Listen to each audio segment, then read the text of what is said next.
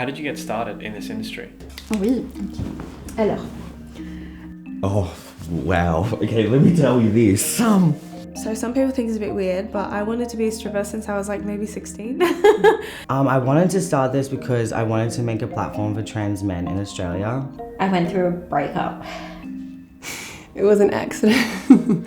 I got into the industry probably quite unconventionally to many. I'm 33 now, and it's something I wanted to do when I was 18 years old. I started sex work in New Zealand when I was in my early 20s.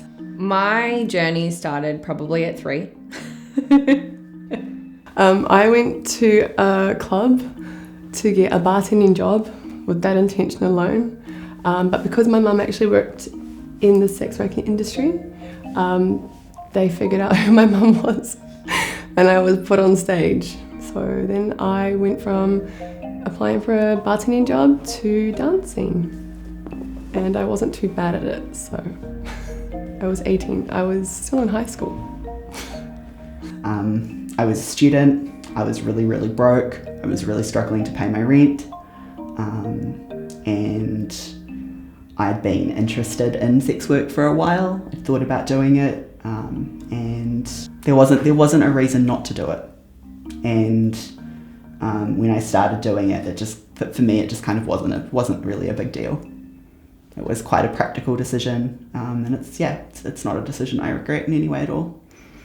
I actually started in the industry in 2017, and I've always been really bad with money my whole life, and I was traveling back and forth to America a lot because, I was dating a porn star over there. I remember in 2017 I went to see them, and I actually went with $0 to my name, and I had to survive. I was in America for about a month. I had absolutely no money to my name. I'm like, I'm such a fucking idiot. What am I doing? I got on this flight. But when I got there, I went on Grindr and I put, you know what Grindr is, right? Of course. Anyway, so I went on Grindr and I just said something like, little Aussie Greek boy needs lunch, something like that. People were hitting me up because, they love foreigners and stuff. And every time I met with people, they would buy me food and stuff like that. And then some started giving me money, how long are you here? Do you need to survive? I'm like, yeah. And then we started making agreements and stuff. And yeah, I actually had some of the best experiences of my life doing that. That year was amazing. I went there with $0 to my name. I met really wealthy men. I met Cardi B too. That was amazing. Yeah, I remember that day. I was having sex with this Jewish man and he paid me. I'm like, I have to go now. And I went to her. It was amazing. Sorry, I had to say that. That's one of my favorite stories. Yeah, that was good. That's how I got in the industry. And when I realized how easy it was for me to make money, I'm like, okay, this could be a thing. I started dancing at 3, and I did jazz, tap, ballet, hip hop, all of the contemporary commercial dance, all the way up until I was about 18 years old. I got to sort of where I thought was the end of my dancing career. I thought, oh, this is it. I'm not going to do anything more than this. I took a couple of years off and studied, got heavily depressed, was working a retail job, doing the boring things, sort of seeing where I felt like my life was hitting this part where nothing was bringing me joy. I was doing these soulless things for other people, and I didn't feel like I was actually helping anyone.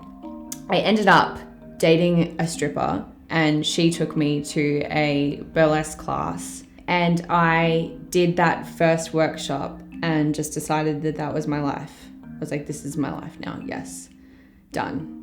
In 2014, I finished my master's degree in business management in France.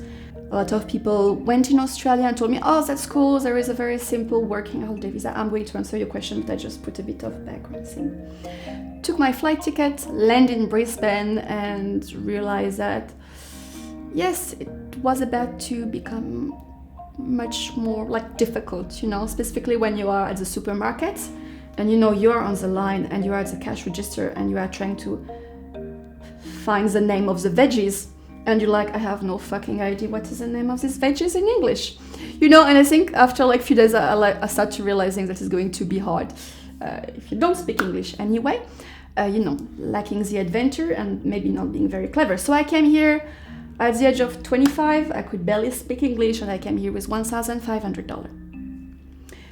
Very difficult to find a job. Anyway, so I saw an ad to work as a stripper, and I thought, oh, I can dance. I dance salsa, so I can probably dance, not knowing what it would really mean. I like talking to people. Okay, if I hadn't had this job, because of my level of English, I would probably have not been able to stay in Australia, and I would have taken the first flight back to France, because really I could barely speak English. I know, thinking about this like 7 years later, I'm like, yeah, it was definitely not a very clever idea, but it was a challenge, and I think I passed. So yeah, I was working as a counsellor. I was working in a rehab. I split up with my partner, so I went back to stripping to earn extra money on the weekends. And yeah, I found the strip clubs weren't as busy as what they used to be.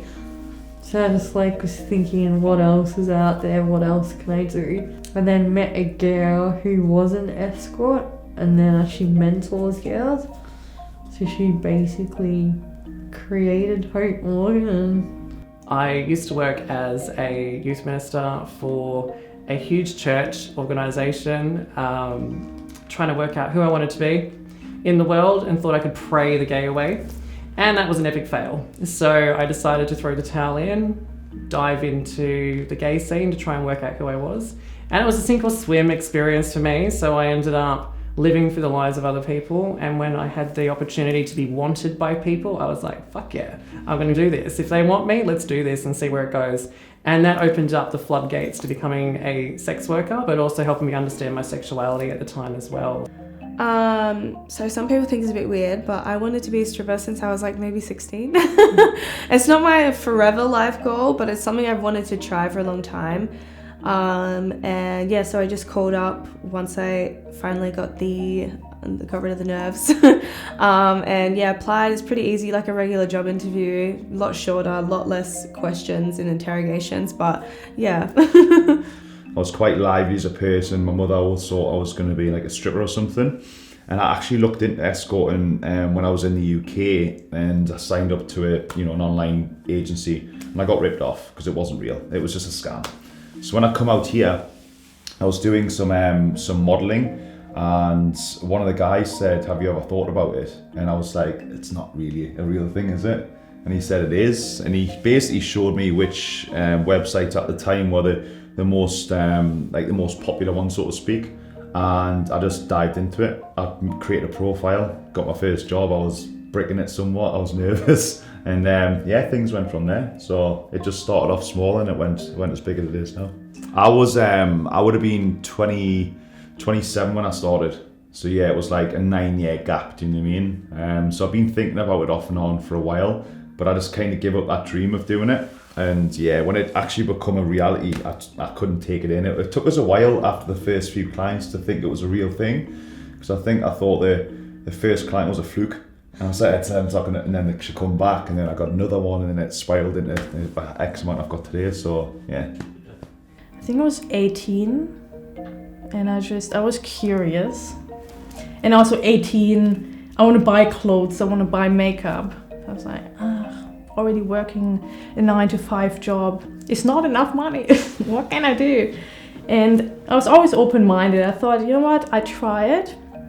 And if I like it, if it's fine with me, then I just do it every now and then for some extra cash. It was completely my decision. I mean, I've talked to a friend when I was, 15 or something, about sex work, and she said, I'm gonna try it. When I'm 18, I'm gonna try it. And that was the first time I kind of thought about it, because I had a bit of an opinion, I guess, about sex work before that, because, you watch all these horrible documentaries and you think, oh my God, it's horrible. Like, I would never do that. But yeah, nobody taught me to do it. It was my choice. I wanted to start this because I wanted to make a platform for trans men in Australia. Well, expand my platform that I was already trying to build. We're not really seen in any setting, in anything ever, including porn in Australia, and it's really sad. In the US and the UK, there are so many guys that are doing all of the things that modeling, acting, everything you can think of, and it's so sad that I don't feel like there's many trans guys doing any of that here. So I just thought I'd just do it myself. No one else is doing it, I'll just do it. I went through a breakup. And then I just had some other personal stuff happen. Then I decided to get into it. I was like, I'm gonna take the chance. I'm gonna take a leap. And I was at uni full time when this started, and I was working towards my degree, and I was happy, and I just wanted to make some. I didn't really want to make the extra money, but I just wanted to feel a bit more connected to humans, because I was either in a lecture or studying. And so the only people I got to interact with were my classmates and just face deadlines. So I just wanted to meet new people, have some experience, and that extra money would help for saving. It's been something that I've always wanted to do. I just didn't really know how to go about it. I finished high school and was wondering, what could I do, that kind of stuff. Someone, as a joke, was like, I'll just be a rent boy or whatever. And I think to anyone else, like quite a lot of people would be like, oh yeah, whatever kind of stuff. Or, they'd watch shows like Deuce Bigelow, Male Gigolo kind of stuff. And be like, it's taking the piss out of a lot of this kind of thing. But to me, I was looking at that going like, I could see myself doing this, I actually could. So at 18, I decided to give it a shot, just to see where I could fit into this. And there wasn't a lot of, to my knowledge, any independent male escort. I could only try to get in with a company or do topless bartending and that kind of thing. Granted, I didn't look very hard. Anyway, so I applied for some stuff there, got through a little bit of the process, but then they were like, no, you're too short. I think through that process and a lot of mental health issues that I was working through, my partner, my now ex-wife, and I pretty much decided we're going on our journeys of sort of now deviating. So all of a sudden I was like, well, I'm single, I'm going to sit down, I'm going to get back to my creative roots, I'm going to get into the cosplay. I started noticing, especially with women doing it, doing sort of lewd cosplays and a bit of fun sort of stuff. So I was like, I can have a bit of fun with this just for shits and giggles. And I did a sort of pin-up Woody from Toy Story. And that got the attention of some indie Australian porn producers. And all of a sudden I was on camera having sex with people. So yeah, that's how I got into it, and that's where it ended up. And it's still kind of growing, it's still progressing. I've got a lot of goals and steps and stuff that I'm trying to push through, but the biggest hurdle is all this lockdown business. Hey, my name's Daniel Dalloway. I produced this mini-series. I'd first like to give a big thank you to everybody that agreed to be interviewed for it. I couldn't have done it without your support. If you'd like to watch the uncut interviews, head on over to Patreon. Otherwise, subscribe on YouTube or follow on Instagram, whichever you prefer. And I'll see you for the next episode, which will be hopefully in a week. All right, see you later.